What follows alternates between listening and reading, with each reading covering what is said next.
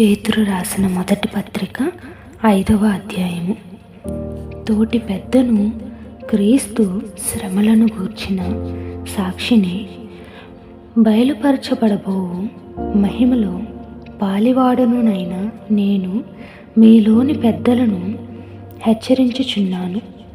బలిమి చేత కాక దేవుని చిత్త ప్రకారము ఇష్టపూర్వకముగాను దుర్లాభాపేక్షతో కాక సిద్ధ మనసుతోనూ మీ మధ్యనున్న దేవుని మందను పై విచారణ చేయుచు దానిని కాయుడి.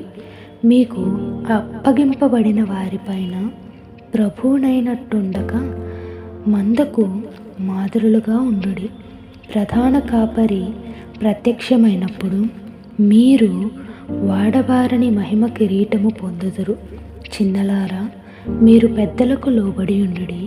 మీరందరూ ఎదుటివాని ఎడల దీన మనస్సు అను వస్త్రము ధరించుకొని మిమ్మును అలంకరించుకొనుడి.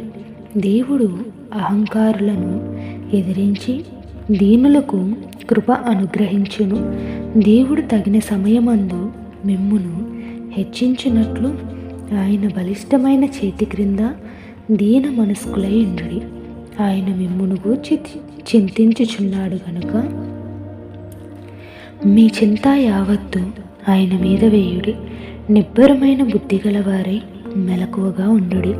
మీ విరోధి అయిన అపవాది గర్జించు సింహము వలె ఎవరిని బ్రింగుదునా అని వెదకుచూ తిరుగుచున్నాడు. లోకమందున్న మీ సహోదరుల యందు ఈ విధమైన శ్రమలే నెరవేరుచున్నవని ఎరిగి విశ్వాసమందు స్థిరులై వానిని ఎదిరించుడి. తన నిత్య మహిమకు క్రీస్తునందు మిమ్మును పిలిచిన సర్వకృపానిధియగు దేవుడు కొంచెము కాలము మీరు శ్రమపడిన పిమ్మట తానే మిమ్మును పూర్ణులనుగా చేసి స్థిరపరచి బలపరచును. యుగ యుగములకు ప్రభావమాయనకు కలుగునుగాక. ఆమేన్. మిమ్మును హెచ్చరించుచు ఇదియే దేవుని సత్యమైన కృప అని సాక్ష్యము చెప్పుచు సంక్షేపముగా వ్రాసి మీకు నమ్మకమైన సహోదరుడనని నేనెంచిన సిల్వాను చేత దీనిని పంపుచున్నాను.